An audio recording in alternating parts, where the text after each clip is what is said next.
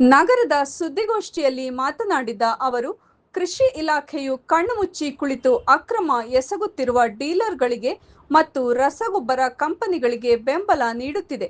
ಇತ್ತೀಚೆಗಂತೂ ಅಧಿಕಾರಿಗಳೇ ಡೀಲರ್ಗಳಿಗೆ ಎಂಆರ್ಪಿ ಬೆಲೆಗಿಂತ ಹೆಚ್ಚಿನ ದರಕ್ಕೆ ಗೊಬ್ಬರ ಮಾರಿ ಎಂದು ತಿಳಿಸುತ್ತಿರುವುದು ಬೆಳಕಿಗೆ ಬಂದಿದೆ.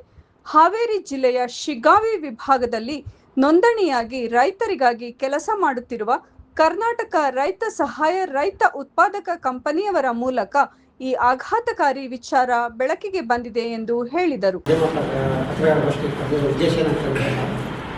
ಈಗ ಮಳೆಗಾಲ ಶುರುವಾಗಿದೆ. ಮಳೆಗಾಲ ಶುರುವಾದಾಗ ರೈತರಿಗೆ ಬೇಕಾದದು ಗೊಬ್ಬರ, ಮೇನಾಗಿ ಮತ್ತು 15 ಸ್ಥಳ ಏನು ಬೇಕು ಅಂತಂದರೆ ಯೂರಿಯಾ ಬೇಕಾದ್ರೆ ಯೂರಿಯಾ DAP. ಈಗ ಸರ್ಕಾರ ಹೇಳುತ್ತೆ ನಾವು ಕೇಂದ್ರ ಸರ್ಕಾರ ನಮಗೆ ಸರಿಯಾಗಿ ಗೊಬ್ಬರ ಪೂರೈಸ್ತಾ ಇಲ್ಲ. ಇವ್ರು ಹೇಳ್ತಾರೆ ಇವರು ನಾವು ಗೊಬ್ಬರನ ಇರೋ ಗೊಬ್ಬರನೇ ಕೊಡ್ತಿದ್ದೀವಿ ಅಂತ ಹೇಳ್ತಾರೆ. ಕೊಡ್ತಾಯಿದ್ದೀವಿ ಅಂತ ಇವ್ರು ಹೇಳಲ್ಲ ಅಂದರೆ ಅಂಗಡಿಯಲ್ಲಿ ಏನು ಮಾಡ್ತಾರೆ, 266 ರೂಪಾಯಿ 50 ಪೈಸೆ ಇದೆ ಒಂದು ಚೀಲ ಯೂರಿಯಾಗೆ. ಅವರು ಎಲ್ಲ ಕಡೆಗೂ 500 ರೂಪಾಯಿ 600 ರೂಪಾಯಿ ತಂತಾರೆ. ಕಾರಣ ನಾವು ಹೋಗಿ KRS ಪಕ್ಷದವರು ಪ್ರಶ್ನೆ ಮಾಡಿದಾಗ ಅವ್ರೇನು ಹೇಳ್ತಾರೆ, ಇದು ಒಂದು ಲಿಕ್ವಿಡ್ ಕೊಡ್ತಾರೆ, ಅದ್ರ ಜೊತೆಗೆ ಲಿಕ್ವಿಡ್ ಅದು 466 ರೂಪಾಯಿ ಅಂತ MRP 466 ರೂಪಾಯಿ ಅಂತ ಅವ್ರು ತೋರಿಸ್ದಾಗ ಅದು ಸರ್ಕಾರದ ಆದೇಶ ಏನಿದೆ ಆ ರೈತಿಗೆ ಬೇಕಾದರೂ ಮಾತ್ರ ಅದನ್ನು ತಗೋಬೋದು. ಆ ತಂದ್ರೂ ಅವನು ಯಾವ ಬೆಳೆಗೆ ಉಪಯೋಗಿಸ್ಬೇಕು ಅನ್ನೋದು ಕೃಷಿ ಇಲಾಖೆ ಅಧಿಕಾರಿಗಳು ಸಹ ಅದು ಅವರಿಗೆ ಮಾಹಿತಿ ಕೊಡೋದಿಲ್ಲ. ಅದು ಯಾವ ರೀತಿ ಉಪಯೋಗಿಸ್ಬೇಕು ಅಂತೇಳಿ ಇದುವರೆಗೂ ಸರ್ಕಾರದಲ್ಲೇ ಆಗಲಿ ಮತ್ತು ಆ ಸಂಬಂಧಪಟ್ಟ ಇಲಾಖೆ, ಕೃಷಿ ಇಲಾಖೆ, ತೋಟಗಾರಿಕೆ ಇಲಾಖೆ ಇದುವರೆಗೂ ಯಾರೂ ಸಹ ಅವರಿಗೆ ರೈತರಿಗೆ ಮಾಹಿತಿನೇ ಕೊಟ್ಟಿಲ್ಲ.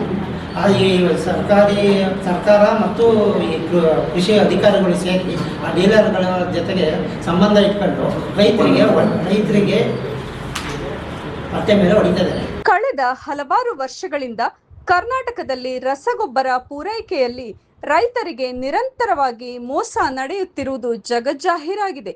ಈ ಹಗರಣದ ಹಿಂದೆ ದೊಡ್ಡ ಜಾಲವೇ ಇದ್ದು, ಪ್ರತಿ ವರ್ಷ ಕರ್ನಾಟಕವೊಂದರಲ್ಲೇ ರೈತರಿಂದ ಸುಮಾರು 2,000 ಕೋಟಿ ರೂಪಾಯಿಯಷ್ಟು ಹಣವನ್ನು ದೋಚಲಾಗುತ್ತಿದೆ ಎಂದು KRS ಪಕ್ಷ ಆರೋಪಿಸಿದೆ.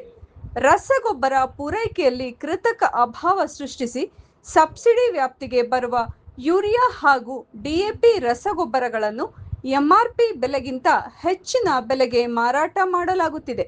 ಮಾರಾಟಗಾರರು, ಅಧಿಕಾರಿಗಳು ಮತ್ತು ರಾಜಕಾರಣಿಗಳು ಸೇರಿಕೊಂಡು ಈ ಲೂಟಿ ಮಾಡುತ್ತಿದ್ದಾರೆ ಎಂದು KRS ಪಕ್ಷದ ಜಿಲ್ಲಾ ಕಾರ್ಯದರ್ಶಿ ಮಲ್ಲಿಕಾರ್ಜುನ್ ಹೇಳಿದರು. ಕಾರಣ ಏನಂದರೆ 266 ರೂಪಾಯಿದ ಗೊಬ್ಬರನ ಯೂರಿಯಾನ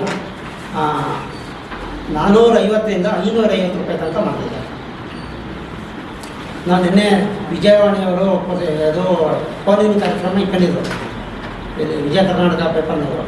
ನಾವು JDS ಹತ್ರ ಮಾತಾಡಿವು, ನೀವೆಲ್ಲ ಕೂತ್ಕೊಂಡು ಮಾತಾಡ್ತೀರಾ, ನೀವು ಅಲ್ಲಿ ಪ್ರಶ್ನೆ ಮಾಡಬೇಕು, ಯಾರನ್ನ ಬಿಲ್ ಕೇಳಬೇಕು ನೀವು ಅಂತ. ಬಿಲ್ ಕೇಳಬೇಕು ನಾನು ಅವ್ರನ್ನ ಕೇಳಿದೆ, ಸರ್ ನಾವು ಬಿಲ್ ಕೇಳಿದಿರಲಿ, ಅವನು ಎಷ್ಟು ಗೊಬ್ಬರ ಮಾರಬೇಕು ಅಂತ ಬೋರ್ಡಲ್ಲಿ ಡಿಸ್ಪ್ಲೇ ಮಾಡಬೇಕಲ್ವ, ಅಲ್ಲಿ ಇಷ್ಟು ಅಂತ ರೇಟ್ ಅಂತ ಇದ್ದಾಗ ರೈತ ಕೇಳ್ತಾನೆ, ಯಾಕಪ್ಪ ಇದು ಜಾಸ್ತಿ ಆಗಲಿ, ಅವನಿಗೇನು ಗೊತ್ತೇ ಇರೋದಿಲ್ಲ. ಅದನ್ನು ಮಾಡಬೇಕಾದ ಕರ್ತವ್ಯ ಅದು ಅಧಿಕಾರಿಗಳು ಯಾಕೆ ಮಾಡಲ್ಲ ಅಂದರೆ ಅವ್ರ ಜೊತೆಗೆ ಅವರೇ ನಿಂಗಲಾಡ್ತಿರ್ತಾರೆ. ನಮಗೆ ಫೋನ್ ಮಾಡುವ ಟೈಮಿಗೆ ಫೋನ್ ಮಾಡಿ ನಾವು ಅಂಗಡಿ ಸೀಜ್ ಮಾಡ್ತೀವಿ ಅಂತಂದರೆ ನಮಗೆ ರೆಕಾರ್ಡಿದೆ ಸರ್. ನಾನು ಅವರಿಗೆ ಫೋನ್ ಮಾಡಿದ್ದೆ ಅವತ್ತು, ಅಂಗಡಿ ಮುಂದೆ 500 ರೂಪಾಯಿ ತಗೊಳ್ಳುವಾಗ ನಾವು ಅವ್ರಿಗೆ ಕೇಳಿದಾಗ ಅವರು JD ಅವ್ರಿಗೆ ಫೋನ್ ಮಾಡಿದ್ವಿ, ಅದೇ ತಾಲೂಕು ಆಫೀಸರಿಗೆ ಫೋನ್ ಮಾಡಿದ್ವಿ. ಅವ್ರು ಫೋನೇ ರಿಸೀವ್ ಮಾಡಲಿಲ್ಲ.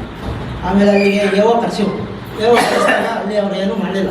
ಅವ್ರು ಅಂಗಡಿಗೆ ಸಪೋರ್ಟ್ ಮಾಡ್ತಾರೆ ಹೊತ್ತು ಅಲ್ಲಿ ಎಲ್ಲೇ ಹೋದ್ರು ರೈತರು ಅಥವಾ ಎಲ್ಲಿ ಅಂಗಡಿಯಲ್ಲಿ ವ್ಯಾಪಾರ ಮಾಡ್ತಾ ಇರ್ತಾರೆ ಅಲ್ಲಿ ಅವರು ಒಂದು 5-6 ಜನನ ದಲ್ಲಾಳಿಗಳನ್ನ ಇಟ್ಕೊಂಡಿರ್ತಾರೆ.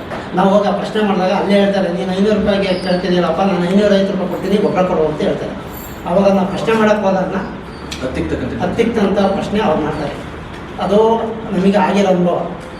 ಅದಕ್ಕೋಸ್ಕರ ನಾವು ಇದನ್ನು ಎಲ್ಲ ಇಡೀ ಕರ್ನಾಟಕದಂತೆ KRS ಪಕ್ಷ ಕೃಷಿ ಅಧಿಕಾರಿಗಳ ಹತ್ರ ಹೋಗಿ ಭೇಟಿ ಮಾಡಿ ಕ್ವಶನ್ ಮಾಡಿದಾಗ ನಮ್ಮ ರಾಜ್ಯ ಗೌರವಾಧ್ಯಕ್ಷರು ಮತ್ತು ಅಧ್ಯಕ್ಷರು ಬೆಂಗಳೂರಲ್ಲಿ ಕೃಷಿ ಕಮಿಷನರ್ ಅವರಿಗೆ ಭೇಟಿ ಮಾಡಿ ನಿನ್ನೆ ಒಂದು ಸರ್ಕ್ಯುಲರ್ ವರ್ಷ ಈ ರೀತಿ ವಿನಯ್ ತಾಬಕ್ ಅವರು ಜಾಸ್ತಿ ತಾಂತು ಅಂದರೆ ನೀವು ಕಂಪ್ಲೇಂಟ್ ಮಾಡ್ಬೋದು. ಮತ್ತು ನಮ್ಮ KRS ಪಕ್ಷದಿಂದ ಒಂದು ಟೋಲ್ ಫ್ರೀ ನಂಬರು ಸಾರ್ವಜನಿಕರಿಗೋಸ್ಕರ ಅದನ್ನು ಅನೌನ್ಸ್ ಮಾಡಿದ್ವಿ. ಯಾರೇ ಇಡೀ ಕರ್ನಾಟಕದಾಗೆ ಎಲ್ಲೇ ಅದಕ್ಕೆ ಜಾಸ್ತಿ ಅಂದರೆ ಆ ನಂಬರಿಗೆ ಫೋನ್ ಮಾಡ್ಬೋದು. ಫೋನ್ ಮಾಡಿದರೆ ನಾವು ಅವರಿಗೆ ಯಾವ ಅಧಿಕಾರಿ ಮಾಡಿಸ್ಬೇಕು, ಯಾವ ಡೀಲರ್ ತಂದೇ ಅದನ್ನು ಅವರ ಗಮನಕ್ಕೆ ತಂದು ನಾವು ಆ ಅಂಗಡಿನ ಬಂದ್ ಮಾಡೋವಷ್ಟು ಮುಂದುವರಿತೀವಿ. ಕಾರಣ ಯಾಕಂತಂದರೆ ಸರ್, ಈಗ ಯಾವುದೇ ಪಕ್ಷದರಾಗಲಿ, ಯಾವುದೇ ಪಕ್ಷದ ಕಾರ್ಯಕರ್ತರಾಗಲಿ, ಯಾರೇ ಆಗಲಿ, ಇದುವರೆಗೂ ಅಂಗಡಿಯವ್ರ ಮುಂದೆ ನೀವು ಯಾಕೆ ಇಷ್ಟು ತಾಂತೀರ ಅಂತ ಹೋಗಿ ಯಾರಿಗೂ ಕೇಳೋದಿಲ್ಲ. ಯಾಕೆ ಕೇಳಲ್ಲ ಅಂತಂದರೆ ಅವ್ರಿಗೆ ಅದು ಬೇಕಾಗಿಲ್ಲ. ಯಾಕಂದರೆ ಅಂಗಡಿನೂ ಅವ್ರ ಜೊತೆಗೆ ಅಂಗಡಿಯವರು ಅವ್ರ ಹೆಚ್ಚು ಕಮ್ಮಿಗೆ ಎಲ್ಲ ಕಡೆಗೂ ನೋಡಿದ್ರೆ ಯಾವ ಶಾಸಕರು ಇರ್ತಾರೆ, ಅವರ ಹಿಂಬಾಲಕರು ಮುಂಬಾಲಕರು ಅವರವೇ ಇರ್ತಾರೆ, ಅಂಗಡಿ ಅವ್ರ ಜೊತೆಗೆ ಮಾಡ್ಕೊಂಡಿರ್ತಾರೆ. ಈಗ ನಾವು ಕೇಳೋಕ್ಕೋತು ಅಂತಂದರೆ ಒಂದೂರಲ್ಲಿ ನಾವು 5-6 ಜನ ಇರ್ತಾರೆ, KRS ಪಕ್ಷದವರು ಇಬ್ಬರು ಇರ್ತಾರೆ. ಇಬ್ಬರು ಕೇಳಕ್ಕೆ ಹೋದಾಗ ಅವ್ರು 10 ಜನ ಇರ್ತಾರೆ, ನಮಗೆ ಅಲ್ಲೇ ಮಾಡೋಕ್ಕೆ ಬರ್ತಾರೆ. ಇವೆಲ್ಲ ಆಗಿದೆ ನಮಗೆ. ಅದಕ್ಕೆ ಅದನ್ನು ಮಾಡಬೇಕಾದ್ರೆ ಯಾರು ಅಂತಂದರೆ ಕೃಷಿ ಇಲಾಖೆ ಅಧಿಕಾರಿಗಳು, ತೋಟಗಾರಿಕೆ ಅಧಿಕಾರಿಗಳು. ನೀವು ಅವ್ರನ್ನ ಕೇಳ್ಬೋದು, ಇದುವರೆಗೂ ಒಂದು ಕೃಷಿ ಆಫೀಸಿಗೆ ಹೋಗಿ ಕೃಷಿ ಅಂಗಡಿಗಳಿಗೆ ಆಗಲಿ, JDR ಆಗಲಿ, ತಾಲೂಕು ಆಫೀಸರ್ಗಳೇ ಆಗಲಿ, ಇದುವರೆಗೂ ಚಿಕ್ಕಮಗಳೂರು ಜಿಲ್ಲೆಯಲ್ಲಿ ಎಲ್ಲೂ ಹೋಗಿಲ್ಲ.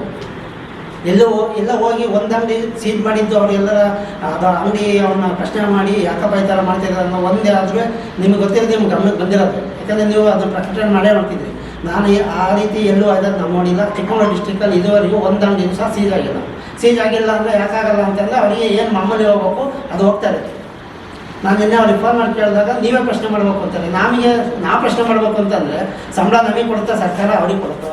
ಸುದ್ದಿಗೋಷ್ಠಿಯಲ್ಲಿ ಶಿವಪ್ರಕಾಶ್, ವಿಶ್ವನಾಥ್, ಮಾದೇಶ್, ಪ್ರಕಾಶ್ ಉಪಸ್ಥಿತರಿದ್ದರು.